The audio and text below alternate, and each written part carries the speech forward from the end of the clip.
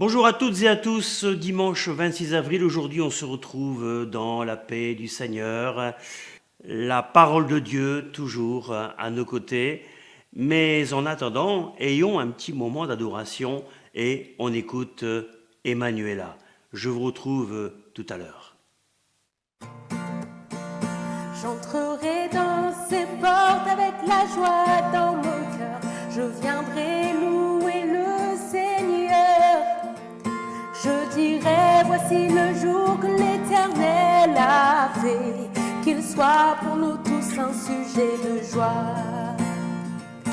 Un sujet de joie, un sujet de joie, qu'il soit pour nous tous un sujet de joie. Un sujet de joie, un sujet de joie, qu'il soit pour nous tous un sujet de joie. J'entrerai dans ces portes avec la joie dans mon cœur, je viendrai louer le Seigneur. Je dirai, voici le jour que l'Éternel a fait, qu'il soit pour nous tous un sujet de joie. Un sujet de joie, un sujet de joie, qu'il soit pour nous tous un sujet de joie. Un sujet de joie, un sujet de joie, qu'il soit pour nous tous un sujet de joie. Un sujet de joie, un sujet de joie, qu'il soit pour nous tous un sujet de joie. Un sujet de joie, un sujet de joie, qu'il soit pour nous tous un sujet de joie. Qu'il soit pour nous tous un sujet de joie. Qu'il soit pour nous tous un sujet de joie. Oh oui, c'est vrai, merci Seigneur pour ce jour que tu nous donnes. Qu'il soit pour nous tous un sujet de joie. Un sujet de joie, une occasion de te louer, de t'adorer. Merci Seigneur pour ce privilège de te louer, de t'adorer.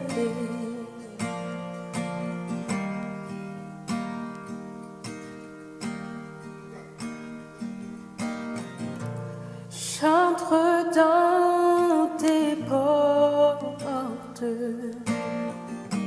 j'entre dans tes parvis, avec tes louanges, devant toi me voici. J'entre dans tes portes, j'entre dans tes parvis, avec tes louanges, devant toi me voici. Je reconnais ta majesté, je reconnais ta royauté. El Shaddai, Dieu puissant, j'entre dans tes portes, j'entre dans tes barils, avec tes louanges, devant toi me voici. Devant toi me voici. Devant toi me voici. Oh, voici devant toi, Jésus.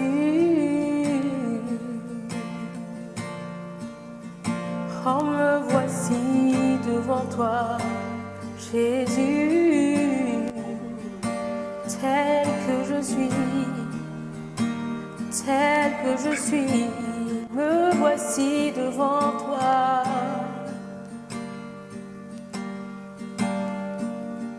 Sachant qui tu es, Fils de Dieu, conseiller, prince de la paix, celui qui m'a sauvé, celui qui m'a libéré.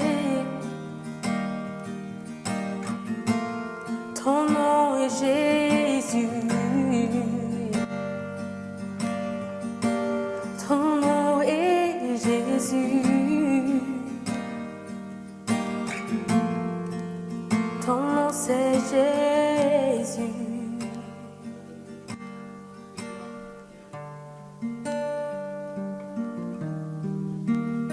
Ton nom c'est Jésus.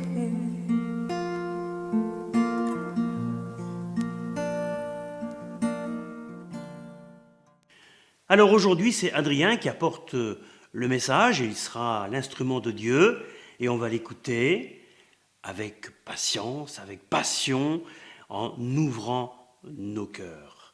Que le Seigneur te bénisse, Adrien. Bonjour à toutes et à tous. Merci de nous rejoindre ce matin.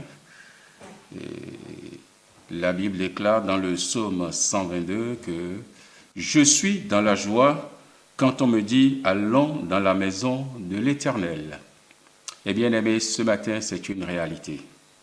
Ma joie est grande de venir dans la maison de l'Éternel, simplement parce que dans la maison de l'Éternel, je vais rencontrer l'Éternel, mon Dieu. Oui, et sa présence me fait tellement du bien. Que toute la gloire lui revienne. Alors, puisque nous sommes tous là présents ce matin, je vais vous inviter à vous incliner en prière avec moi. Et nous allons recommander ces moments à la grâce de l'Éternel, parce que sans sa grâce, tout est vain. Seigneur, merci pour ce matin. Merci pour ce culte. Nous désirons le passer dans ta présence. Merci de nous assister par ton Saint-Esprit. Ce matin, encore une fois, nous nous abandonnons à toi. Saint-Esprit, nous t'invitons. Prends le contrôle. Viens et donne gloire au nom de Jésus. Amen. Alléluia. Merci Seigneur. Alors, ce matin encore, c'est une grâce de nous retrouver, comme je le disais tout à l'heure. Et je souhaiterais introduire le thème de ce matin, ou le culte de ce matin, par un verset de l'apôtre Paul dans 1 Corinthiens 10, 11.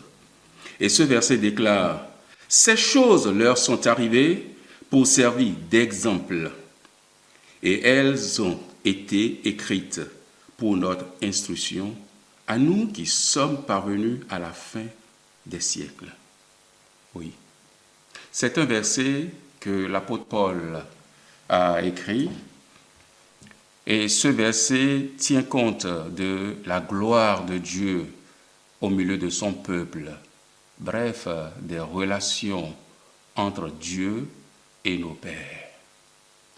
Et tout ce que Dieu a fait au milieu de son peuple avec nos pères ont été inscrites dans la Bible pour nous servir, comme l'apôtre Paul le dit, pour nous servir d'exemple, pour nous instruire et pour notre, fidélité à Dieu. Ce qui veut dire que toute la Bible est utile. Toute la Bible. Et d'ailleurs, Apocalypse 22, 7 pouvait dire « Je viens bientôt ». Heureux ceux qui gardent les paroles de la prophétie de ce livre. Ce matin, nous avons besoin de comprendre que la parole de Dieu est indispensable. Nous n'avons pas à trier, nous n'avons pas à prendre une partie et laisser une autre. Mais nous prenons toute la parole, parce que c'est pour notre instruction. Le texte de base de ce matin que nous lirons dans Jérémie 3, 12 est le suivant. Je prends ma Bible et nous lirons ensemble dans Jérémie 3, 12. Alors, Jérémie 3, 12. Alors, Jérémie 3, 12. Va, crie ces paroles vers le septentrion et dis, reviens, infidèle Israël, dit l'Éternel. Je ne jetterai pas sur vous un regard sévère. Je suis miséricordieux, dit l'Éternel. Je ne garde pas ma colère à toujours. Verset 13. Reconnais seulement ton iniquité. Reconnais que tu as été infidèle à l'Éternel, ton Dieu, que tu as dirigé ça et là, tes pas vers les dieux étrangers, sous tout arbre vert, et que tu n'as pas écouté ma voix, dit l'Éternel. Alléluia. Et là, c'est la parole de Dieu ce matin. Et cette parole nous interpelle tous. Et d'ailleurs, avant d'aller plus loin dans cette parole, remarquons voyons qui est Jérémie. Jérémie, c'est un homme que Dieu a appelé, un homme de Dieu alors, que Dieu a appelé au milieu d'un peuple qui s'était détourné de Dieu, au milieu d'un peuple dont le cœur était devenu très dur, un peuple infidèle qui a très vite oublié ce que Dieu a fait, les miracles que Dieu a accomplis en son sein. Et Dieu, dans son grand amour, a appelé Jérémie dans ces conditions vraiment difficiles pour qu'il soit le porte-parole de Dieu, pour qu'il avertisse le peuple de Dieu afin que le peuple évite la colère, le jugement de Dieu. Dieu n'a pas changé, bien-aimé. Dieu n'a pas changé depuis la Genèse jusqu'à Apocalypse. L'appel de Dieu reste le même. Le langage de Dieu reste le même. C'est un Dieu d'amour. Et d'ailleurs, n'a-t-il pas dit, Jean nous disait dans Jean 3, 17, Dieu, en effet, n'a pas envoyé son Fils pour juger le monde, mais pour que le monde soit sauvé. Ça, c'est l'amour rédempteur de Dieu. Dieu n'a pas envoyé son Fils pour juger le monde, mais pour que le monde soit sauvé. Dieu a envoyé Jésus pour que vous et moi, nous soyons sauvés. Mais bien aimé, une question ce matin. Le peuple de Dieu en ce 21e siècle est-il différent de ce qu'il était au temps de Jérémie, de Moïse et de bien d'autres personnes? Non, soyons sincères, je ne pense pas. Et d'ailleurs, c'est ce que disait Jérémie, que le cœur de l'homme est resté le même, tortueux et méchant par-dessus tout. Et parce que le cœur de l'homme est resté le même encore au XXIe siècle, ce matin, Dieu interpelle son peuple. Dieu interpelle son peuple parce que les temps sont durs. Et d'ailleurs, la Bible déclare dans Éphésiens 5, 17, « Rachetez le temps, car les jours sont mauvais. » Oui, les jours sont mauvais. Personne, nul ne peut le contester aujourd'hui. Les jours sont mauvais.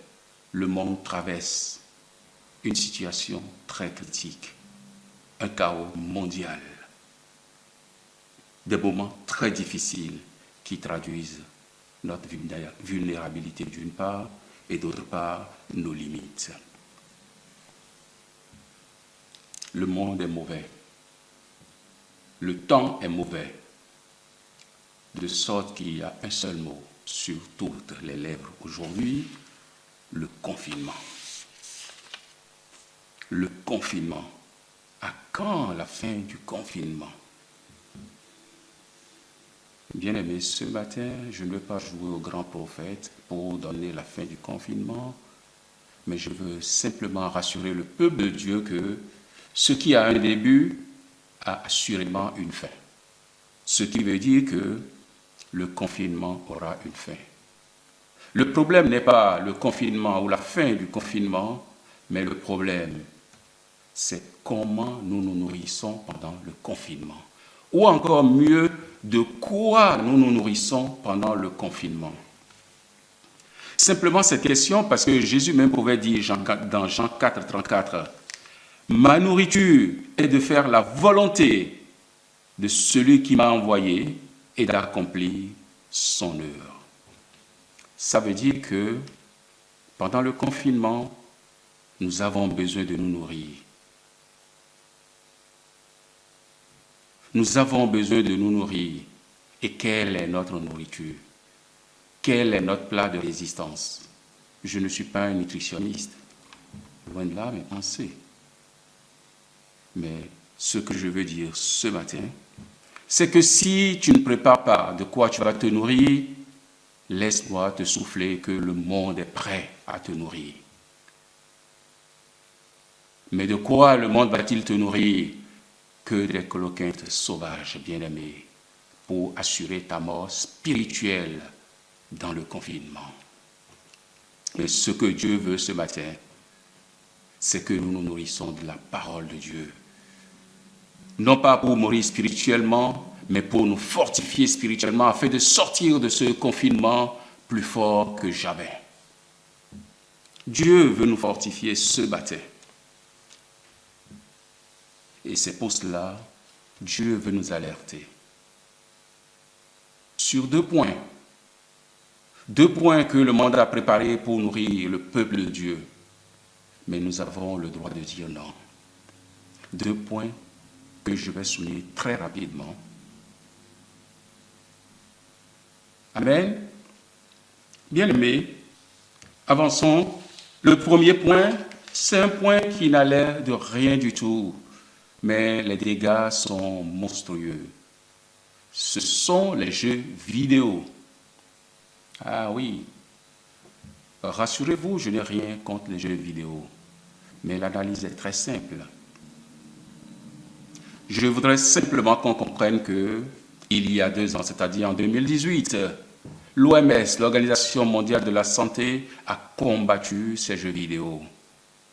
Et pour la raison, ces jeux vidéo sont source d'une maladie psychique et qui devient physique, l'addiction.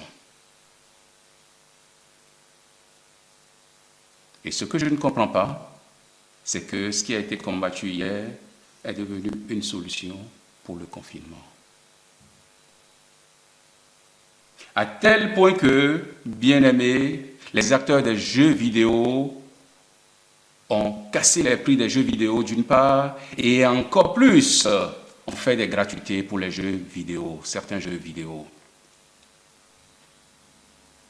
Ce matin, je vais alerter le peuple de Dieu parce que ces actions de l'OMS et des acteurs ont fait augmenter la vente des jeux vidéo à la première semaine du confinement de 54%, record que personne n'a battu pendant le confinement.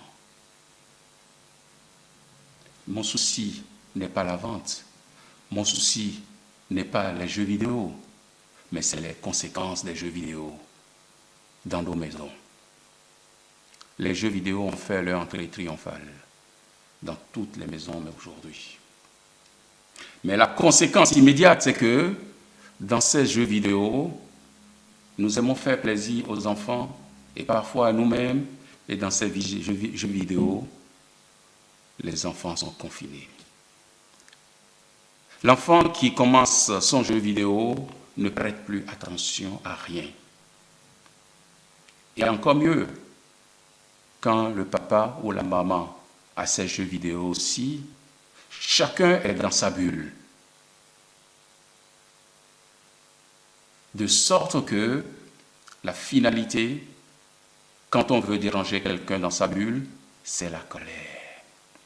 Et aujourd'hui, les associations crient scandale dans les foyers à cause de la violence conjugale, le taux de violence conjugale qui monte. Bien-aimés, Dieu ne veut pas ça pour les foyers chrétiens. C'est pour cela que Dieu nous alerte ce matin. Les jeux vidéo, oh oui, sont source de violence conjugale.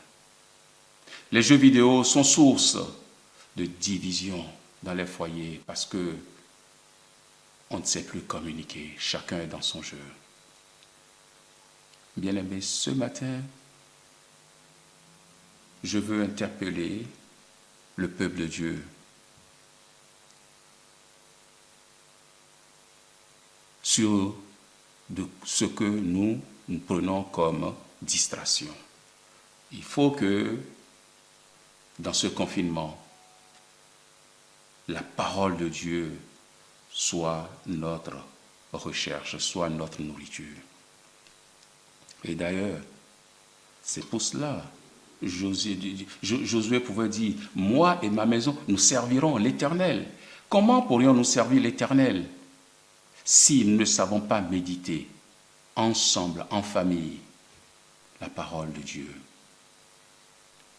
Bien-aimés, ce matin, que Dieu nous aide à considérer le danger, la division, les problèmes que créent les jeux vidéo dans le foyer. Bien-aimés, les jeux vidéo sont source de dépendance. Et quand tu dépends de quelque chose, il est difficile de t'en séparer. Amen. Un deuxième point sur lequel je veux attirer l'attention des enfants de Dieu, c'est un sujet tabou. Un sujet dont on a peur d'en parler. Mais bien-aimés, de quoi avons-nous peur? Nous avons un esprit de force et de liberté en Jésus. Et ce matin, je vais lâcher le mot qui ruine, qui est en train de détruire les foyers, nos maisons. C'est la masturbation, c'est la pornographie et toute la suite. Bien-aimés, avec ce confinement, les grands producteurs de pornographie ont libéré plusieurs sites de pornographie.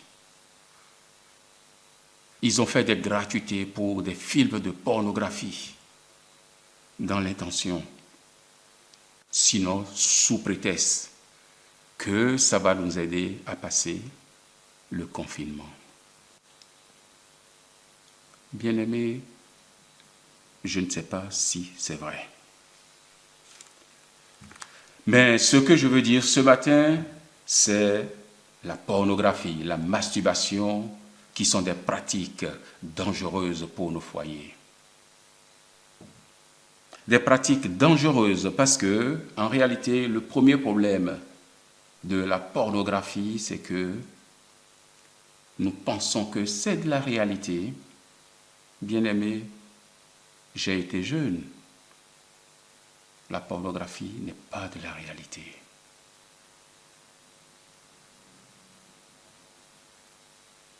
Mais pour un jeune qui n'est pas au courant, il se dit c'est de la réalité. Et lui, dans ses relations, quand il n'y arrive pas, première conséquence, il est frustré. Il se dit je suis malade, je ne suis pas normal. Donc ça fait plus de mal que de bien. Et dans cette frustration, on se cache dans son coin. Et tout ce qui te reste quand tu es caché comme ça, c'est la masturbation. Et quand ça avance dans la masturbation, c'est le foyer qui prend un coup parce que ton partenaire va souffrir. Parce que tu vas te dire, non, tu auras peur de t'approcher de ton partenaire. Bien-aimés, de quoi nous nous nourrissons? Ce matin, Dieu veut nous interpeller sur ces sujets qui sont en train de détruire non seulement la jeunesse, mais aujourd'hui encore plus les adultes et certaines personnes âgées qui pensent se nourrir de la pornographie, mais ils sont en train de se ruiner. Ce matin, que Dieu nous aide. Ce matin, que Dieu nous amène par la puissance du Saint-Esprit à comprendre que ni la pornographie, ni la masturbation, ni les jeux vidéo ne constituent des solutions pour mieux passer un confinement. Mais la solution ce matin, c'est la parole de Dieu. Médite ce livre jour et nuit. C'est alors que tu auras du succès dans toutes tes entreprises, du succès dans ta maison, du succès dans ton foyer, du succès partout où tu vas passer. Et ce matin, laissez-moi aller plus loin avec ce que le monde prépare et qui vient en galopant. C'est la zoophilie. Bien-aimés, je n'invente rien.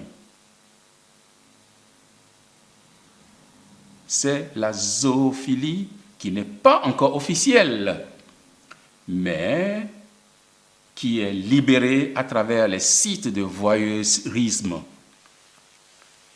Savez-vous ce que c'est que le voyeurisme? Bien-aimés, je n'ai rien à vous apprendre. Je n'ai rien à vous apprendre de la zoophilie. Mais simplement, c'est un péché qui se développe maintenant dans le monde. Et le danger, c'est que après la masturbation, la pédophilie et la pornographie, après avoir tout essayé avec la nature humaine, l'homme ne sait plus à quoi se donner aujourd'hui. Et c'est avec les animaux que ça commence. Que Dieu nous fasse grâce. Que Dieu nous fasse grâce. Et ce matin, moi, je veux simplement laisser un verset pour toi, bien-aimé, pour que tu saches ce que pense Dieu au sujet de tout cela, de ces pratiques. Lisons d'ailleurs dans Romains 1, versets 26 et 27, version Darby. Alléluia. Voilà pourquoi Dieu les a abandonnés à des passions avilissantes.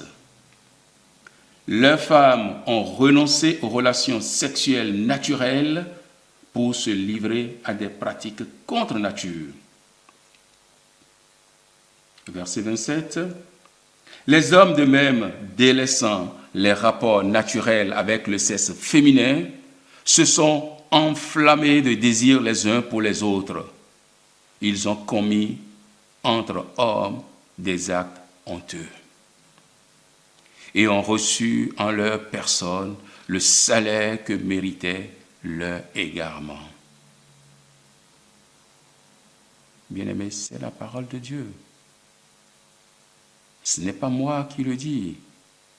Il y a un salaire pour toute chose. Le salaire de ces pratiques, c'est l'égarement. Et l'égarement et le péché sont classés au même titre et ont un même salaire. Dans Romains 6, 23, c'est la mort. Et ce matin, Dieu ne désire pas ta mort. Dieu ne désire pas ma mort. C'est pourquoi, tout comme Dieu a utilisé Jérémie pour avertir, ce matin, Dieu utilise la parole de Dieu pour alerter son peuple. Pour dire, je ne veux pas votre mort. Et tout comme nous l'avons lu dans Jérémie 3, le verset 12 et 13, la parole dit, je ne rejetterai pas sur vous un regard sévère. Dieu est en train de dire, quel que soit ton péché, quelles que soient tes pratiques honteuses, il ne jettera pas sur nous un regard sévère. Et il ajoute, je suis miséricordieux, dit l'Éternel. Et encore, il va loin, il dit, je ne garde pas ma colère à toujours. Mais ce que Dieu désire, bien-aimé, Dieu dit, reconnais seulement ton iniquité.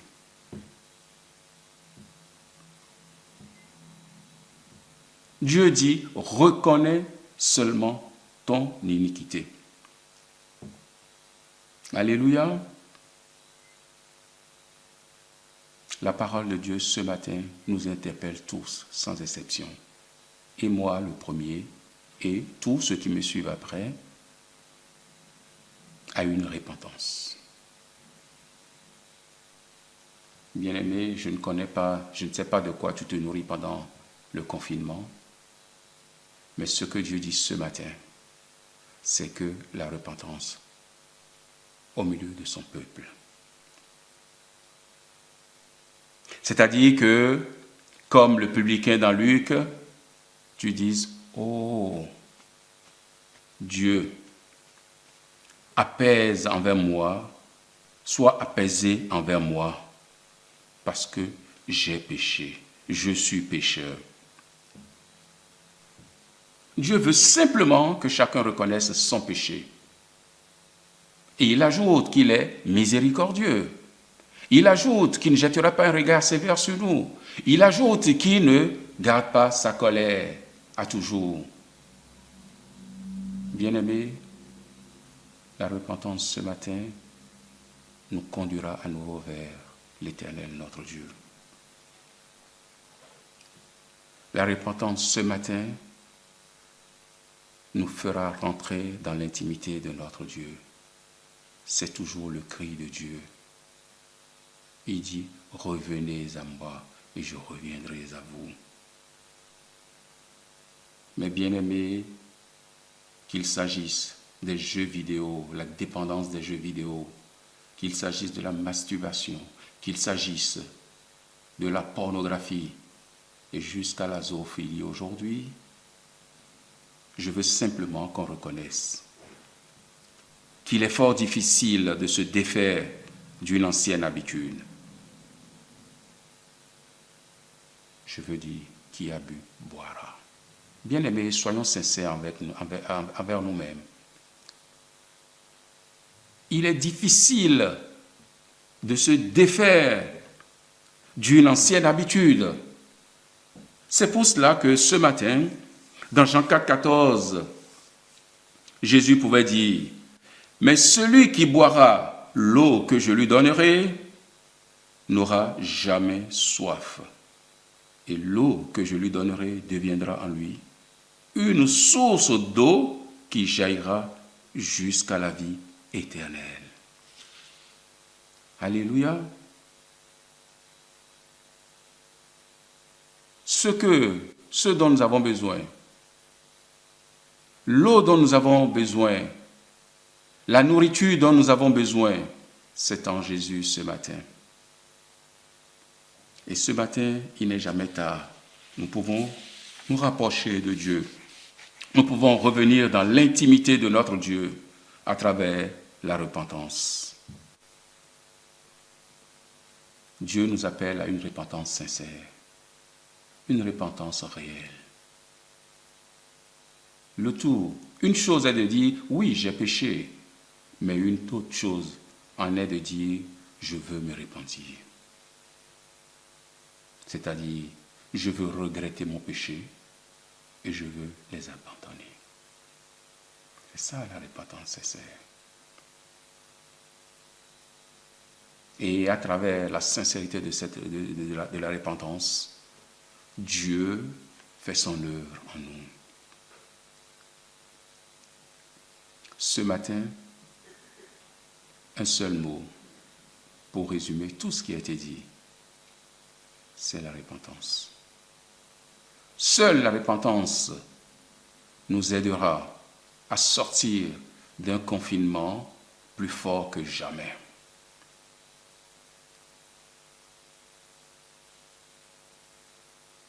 Ce matin, que Dieu nous aide.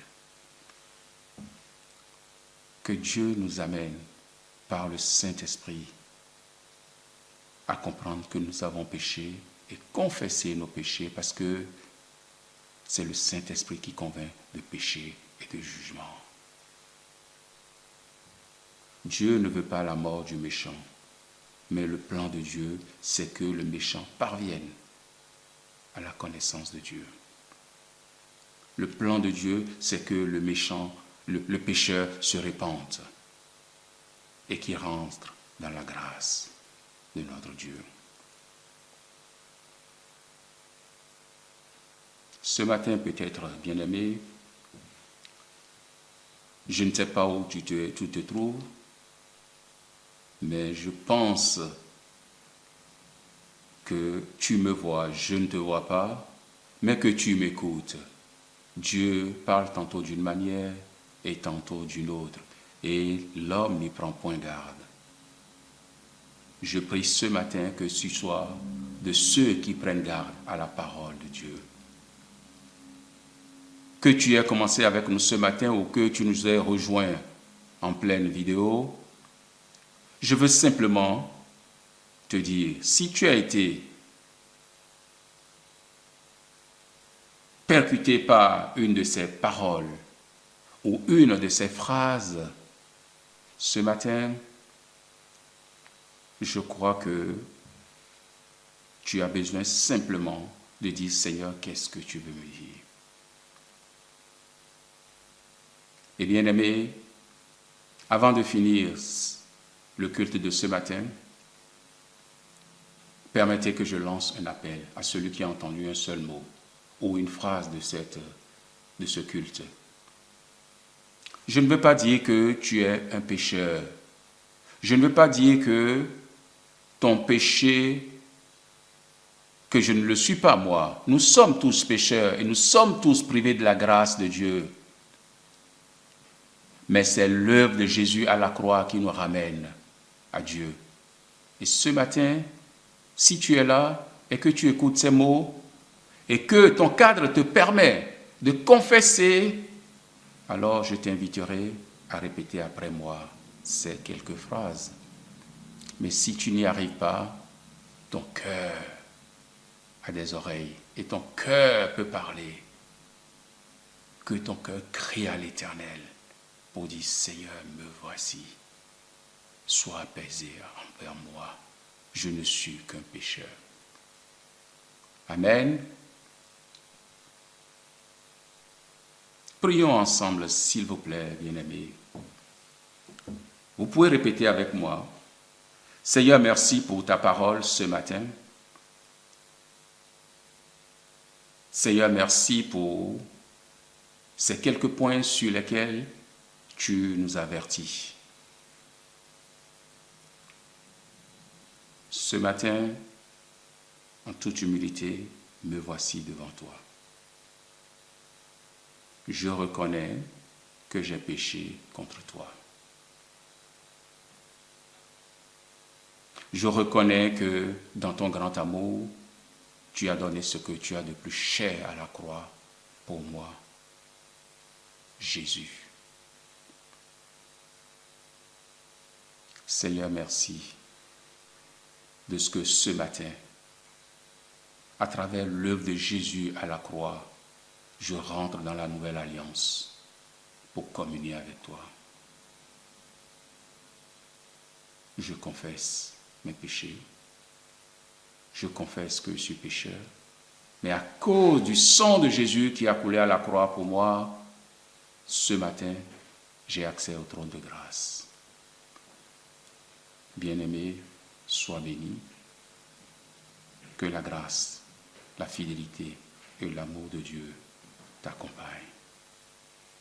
Au nom de Jésus. Amen. Merci pour la parole de Dieu. Que chacun soit visité dans son cœur et que durant toute cette semaine, nous puissions méditer ce qui vient d'être dit. On continue en terminant ce culte par quelques interventions musicales.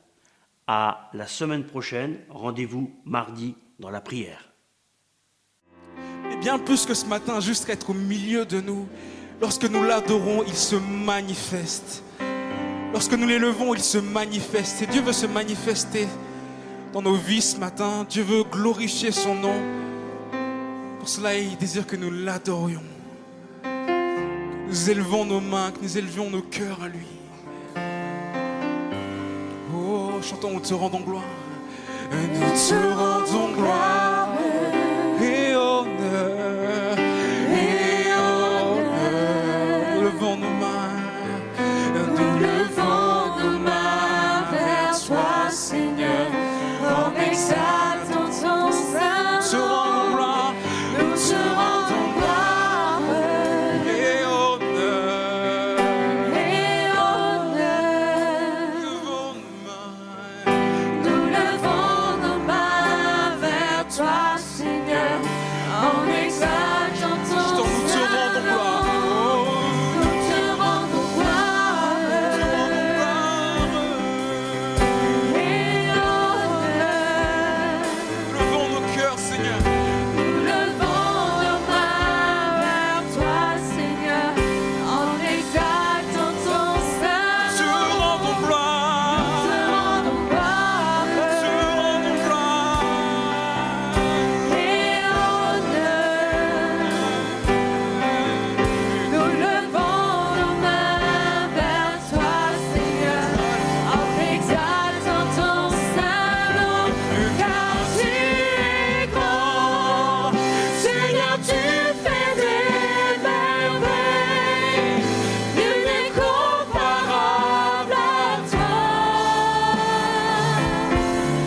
Nul n'est comparable à toi, car tu es grand. Seigneur, tu fais des merveilles. Nul n'est comparable à toi. Nul n'est comparable à toi.